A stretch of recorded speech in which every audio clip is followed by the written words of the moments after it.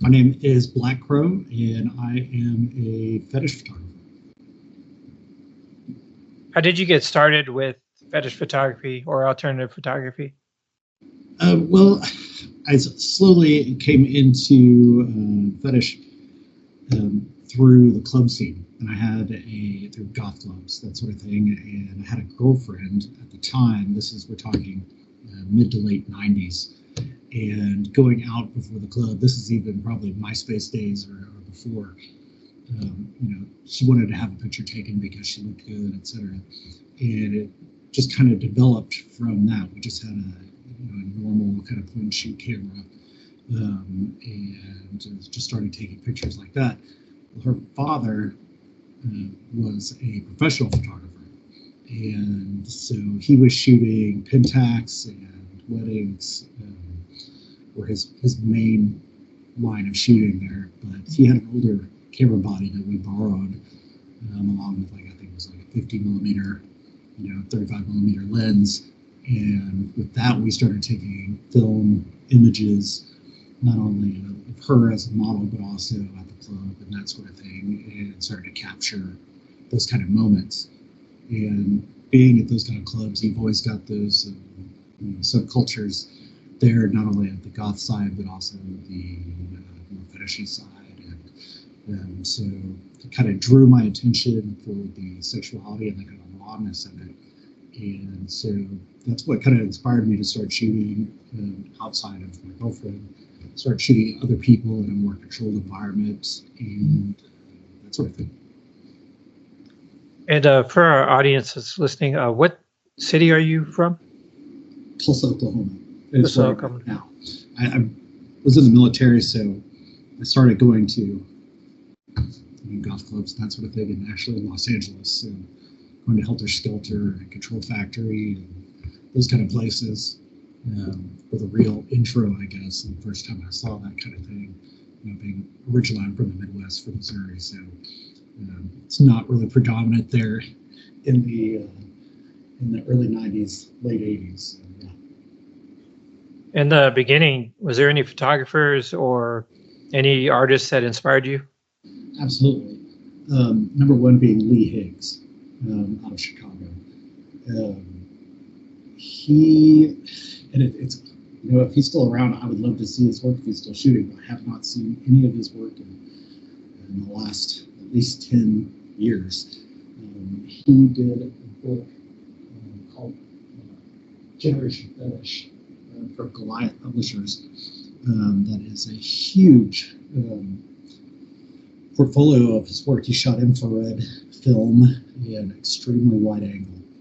And I've kind of taken, especially the wide angle aspect, to heart. And I have a lot of images that kind of bring that wide angle, that kind of larger than life kind of feel in my mind.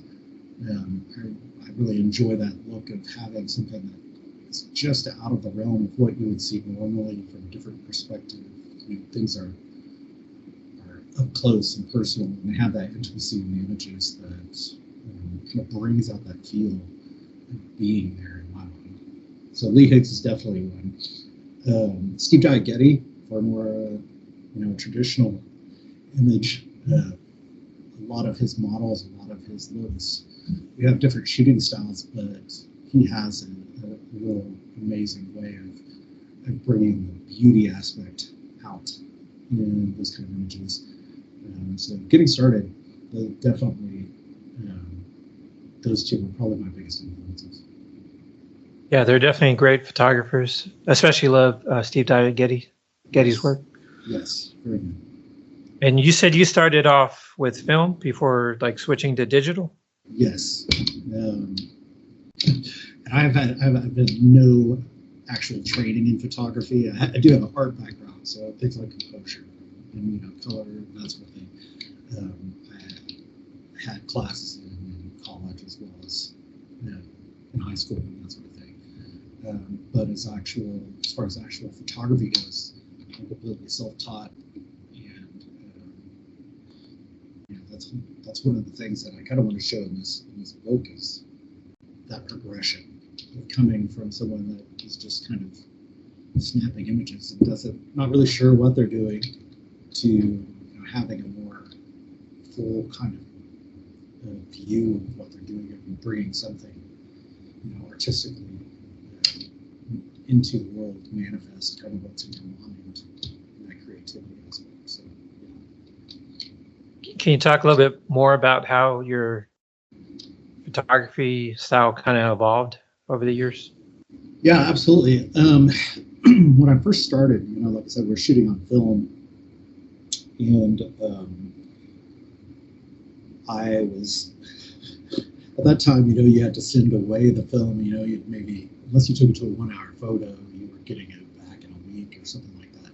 You really weren't sure on the lighting. You weren't sure on anything until you actually, you got the images back, the prints back. So it was a rough road of, I'm using 800 speed film, and I've got all this light and blown out, and that's an hour shoot gone to waste because I'm trying to figure out f-stops and camera speeds and all that sort of thing. So it was a lot of learning by failure, learning by challenge.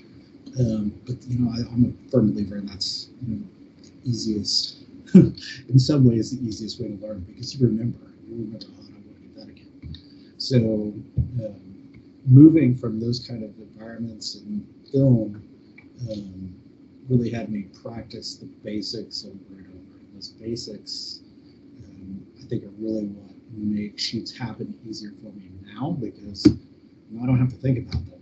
Once you reach that level of knowledge, you're able to completely get in that creative, artistic mood, and you don't have to think, all right, where are my lights out, what's my camera speed, all those kind of things. You just know you've got everything locked in, and you can concentrate on the composition of the image, the model, the directing of the shot, the lighting, that sort of thing.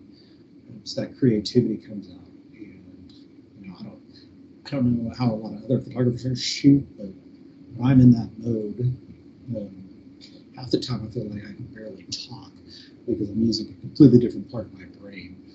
I'm trying to visualize and see things, and trying to translate them, if you will, to the model. Sometimes it's tough, and I've got to stop myself and bring myself back and be like, all right, here's what I need, and that sort of thing. So moving to digital also helps a lot.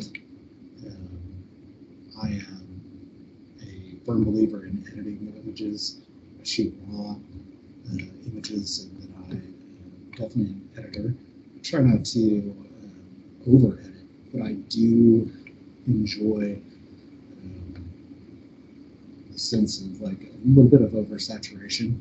Once again, it's kind of that aspect of that emotional aspect for me, being a little bit bigger than life, a little bit out of your normal view, so that things come out and you see them a little bit different than what you normally would. So the editing process for me is very important, and when it came before to shooting on film, it just wasn't, I wasn't able to do that. And I did some of my first magazine shoots, shot for Gothic Beauty. It was a long time ago. It was probably late 90s, early 2000s, shot for Gothic Beauty, and had a spread in there under a different photography name, the spread for a online clothing store my girlfriend and I had at the time. And that was like 2 or 3 pages of just images that I shot. And that was a great shoot, and I enjoyed it, but there also, that aspect of having the editing side available wasn't there as much. So coming forward and my shoots now, there's a lot more time on the back end of shooting and developing images to how I see them in my head.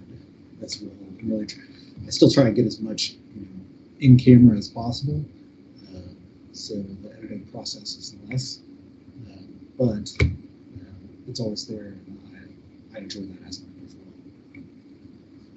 Is Gothic Beauty still around? Yes, they are. I think they're doing kind of intermittent issues. Okay. Don't quote me on that, but I saw something. It was a couple months ago. that had something of theirs and that they were doing. I think maybe only digital issues now, but it's been a while. Yeah. When I first started doing photography, I borrowed my father's Canon film camera. Mm-hmm. So I started with film as well. And yeah, I remember always going to Walgreens to get them developed. Mm-hmm. And then after a while, they told me you could just pick the ones that you like and disregard the rest or discard the rest. And that saved a lot of money. Yeah, that was always, I've gone to Walgreens before too. And going to Walgreens or going to Walmart, it cracks me up now to think about it, because I would walk in, and actually I've got friends at Walgreens too for a local show, art show here in town, and I always walk in, and it's fun to talk with people at Walgreens and say, all right, these images, this girl's tied up, this girl's got a gag in her mouth, this, whatever it is, nudity or whatever. And it's always just it's not a bad conversation, but it's always just a little bit strange to walk in. I don't think that's the normal. Yeah, I'm sure they're very interested in your rolls of film. Exactly. So when you work with models, how do you approach them as far as, like, how do you make your models comfortable? Do you play music in the background, or do you work like in silence? As far as models go, a lot of my models I've known beforehand. Probably the majority I've known beforehand, or at least had conversation. To me, shooting these types of images is a lot like, BDSM itself. You have to have consent. So having that communication and that discussion with them beforehand is important to find out, this is what you're open to, this is not what you're open to, this is what I want to do, are you good with that? I mean, because there's a lot of trust in here. If you are tying someone up, if you are putting gag about whatever it happens to be, they have to have a trust in you that you're not, one of these weird guy photographers that is going to take advantage of that situation, or even if it's just like making them feel weird. So having that trust and having that communication is very important to me. I will play music almost always, unless I'm doing a video. I've tried to do a couple videos over the years, and slowly getting more into that as we go. But usually, yes, I'm absolutely playing music. I've got a stereo here in my studio that I'll play music on. I've been known to drink a glass of wine while I'm shooting, that sort of thing. So, but usually by that time, there's nobody's getting crazy. So I'm trying to focus on what I'm creating and having that kind of mental acuity that I need to make sure everything is good on the technical side as well as on the artistic side. So, yeah. And do you come up with the concept for the shoot, or is it like a collaboration? It depends on the shoot. Some people, you shooting as well. Some people you'll see them and you're like, oh, this is what I want this person to do. Like, I want to see them in this. And, part of me comes out in my shoots. And I would guess in most photographers, your vision of how you see this person and how you want to create with them can be inspiring. And that's probably quite a few of the people that I shoot with, because a lot of the women, and I only shoot women models, so a lot of the women that I have shot with, they are not necessarily into fetish or BDSM in their own life. So they are coming into the studio, they're kind of bringing in these kind of outward, clothes and actions and that sort of thing, and embodying that for the actual shoot. And some of them are, they're great. They'll come to me and say, hey, I really want to do this. I've collaborated with many people, depending, hey, maybe they have a specific outfit that we would like to kind of make the signature piece of the shoot, or they've got just an idea in their mind, or they've got something that some goal that they want to do as far as a magazine or a contest or something like that. So I've done both. Probably on the vast majority of images, it's something that I've come up with or I've seen them, and I really want to have this aspect of how I see them come out in images. And how do you approach your lighting? What type of camera equipment do you use? I've got too much lighting. I can speak as photographers. I've got a mixture of strobes and constant light. I switch more over to constant light now because the strobes I have are older and can't go as fast as I want to. I have a tendency to shoot a lot of images, and then I go back and weed out, kind of like a Walgreens, like you said. I go back and weed out the ones that I don't want. Because also, like, when I'm in the groove of shooting, I may not notice that their right eye was slightly closed, or some little aspect of that that's not going to make focus, that sort of thing that I don't see. So I shoot quite a bit. So constant light helps me make sure that I'm having consistent shots in my camera. Have some reflectors, ring lights. I'm having a hard time hearing you. Sorry. Oh, I'm sorry. I've got ring lights that are constant. I've got panel LED lights that I can do the temperature and that sort of thing. Yeah. I also have, what is it? Burt's Bees. Oh God, the 400 umbrella light. I forget the name of it off the top of my head. It's sitting right behind me. So I like usually a tad bit warmer light, but I do that a lot of time after the shoot. So. In post? Yeah, in post. Steve Diagetti is someone that I know shoots like very few images when he does his shoots, and that's something I try to aim for. But I feel like I'm kind of like with you. It's just like I have to shoot a decent amount of images and then weed it down to the very best. Yeah, absolutely. I wish I could do like Steve does, because his images, you could look at some of his images and be like, it's amazing. How did you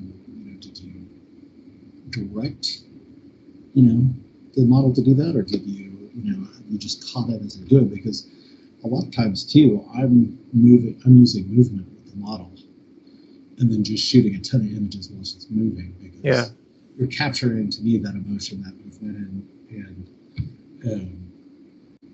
I'm not in that mind space where I can do that. So I would love to be able to be that good, but I'm happy with where I'm at and where I'm going. But at the same time, I've got to shoot a lot, or I think that I missed something. Or you go back and you can say, "Oh, I didn't expect that to be good," but there it is. Kind of trusting in your ability to catch something, even though your mind may not be on that specific image. I feel like it kind of covers you too when like you said, there's a lot of movement to make sure you get the shot. Absolutely. If you've got something that maybe distracting you during the shoot as well, maybe you've got to hold the light, or maybe if you don't have somebody there to help you, you've got to do something else, and you can't completely focus on what you're doing. Because the last thing I want to do is spend 2 hours, an hour shooting, an hour of makeup, whatever, and then tell the model, well, I just didn't get anything good. It's all out of focus. Yeah, that's what it was like sometimes in the film days, because I just didn't know what I was getting, and so I learned the hard way on that once again. So I'd rather just make sure I have everything that I need, and then that way I'm not wasting anybody's time, because models are great, and I usually only shoot TFP unless I've got a commission to do something. So I don't want to waste their time. They're investing as well. So it could be the hairstylist, it could be the makeup artist too. So How do you approach composition?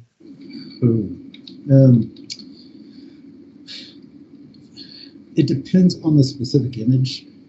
I will do more traditional images with, I do think in the rule of thirds and what is it, the golden spiral, whatever it is. Oh yeah. Yeah.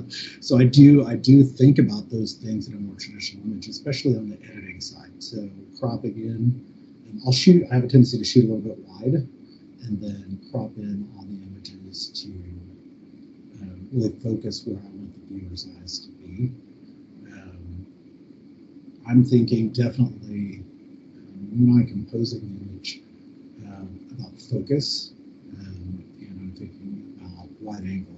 So if I'm shooting, I have a 14 millimeter lens that I shoot with now. I shot with a 17 as well.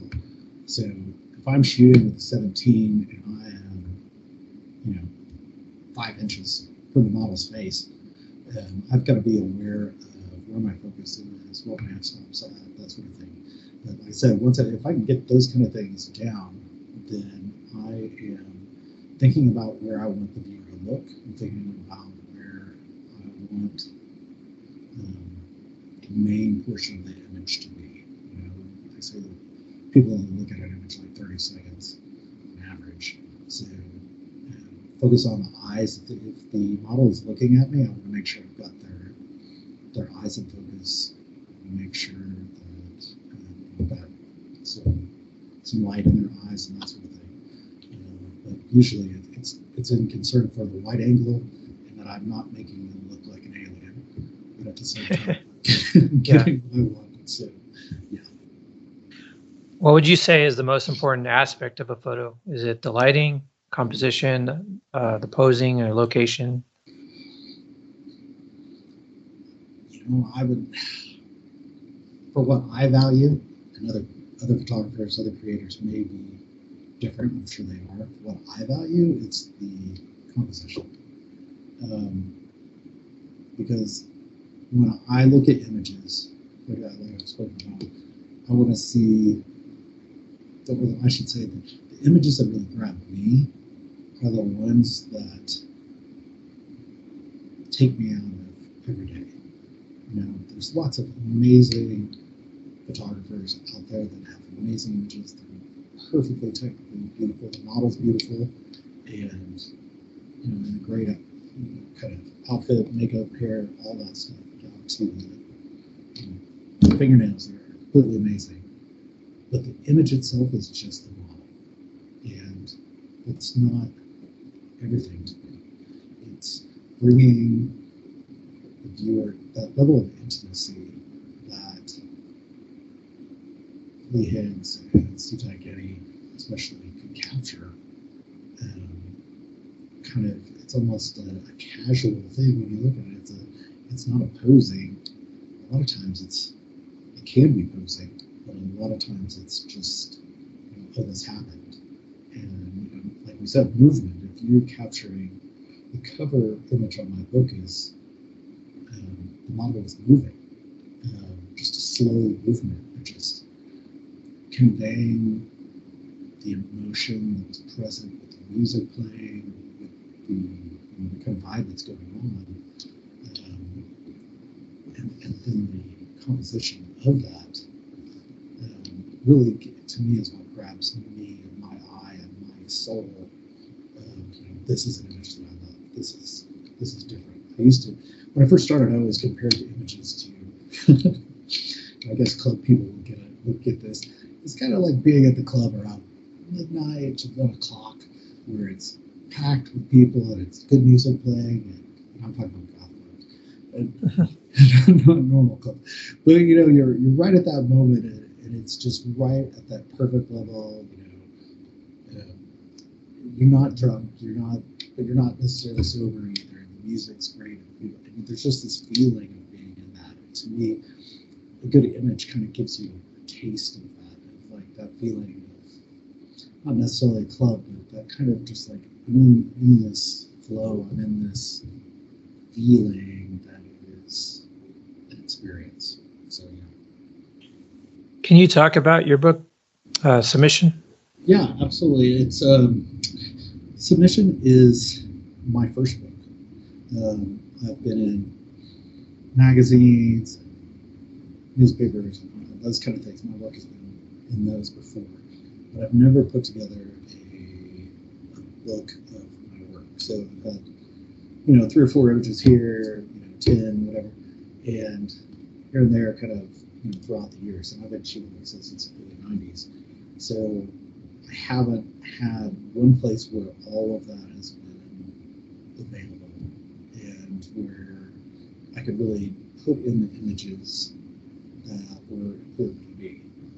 And so Submission is really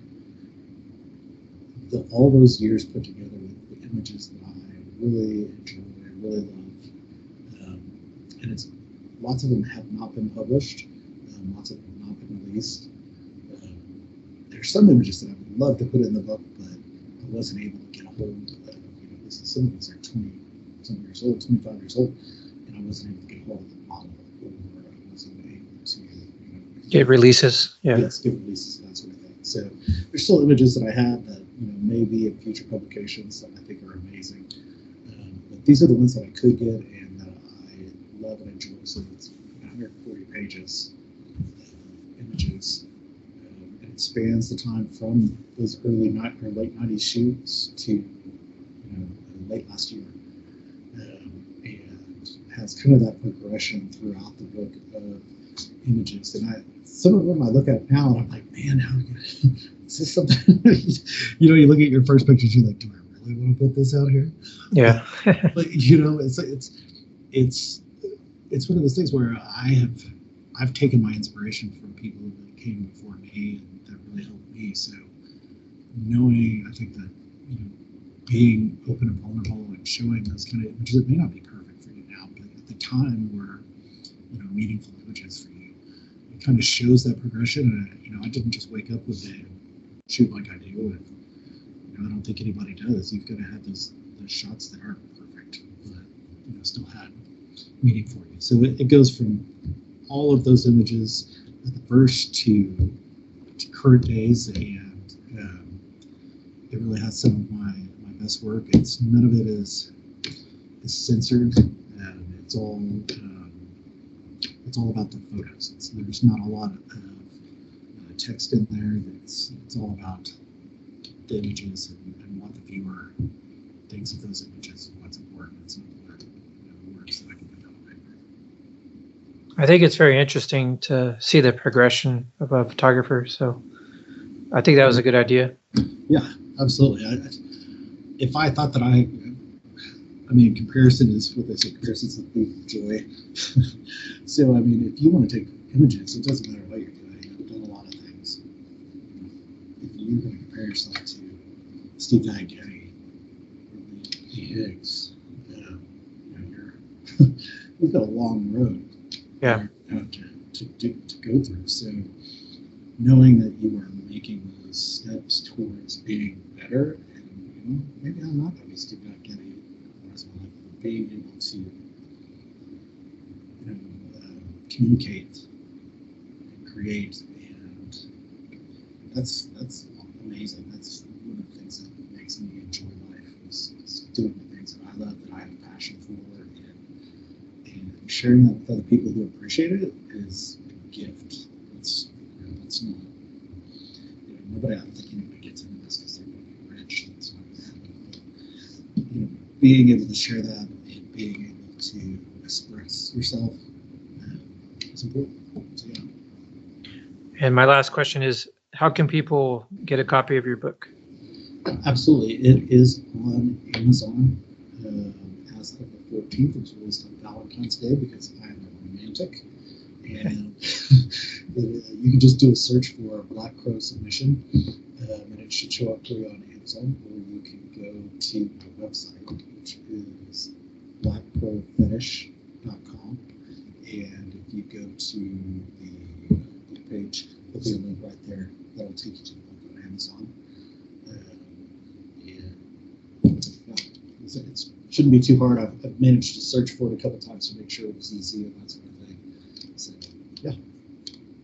Okay, awesome. I appreciate you taking the time to speak to me today, and I hope people check out your book. Awesome. I appreciate you taking the time to talk to me about it. I appreciate all your help.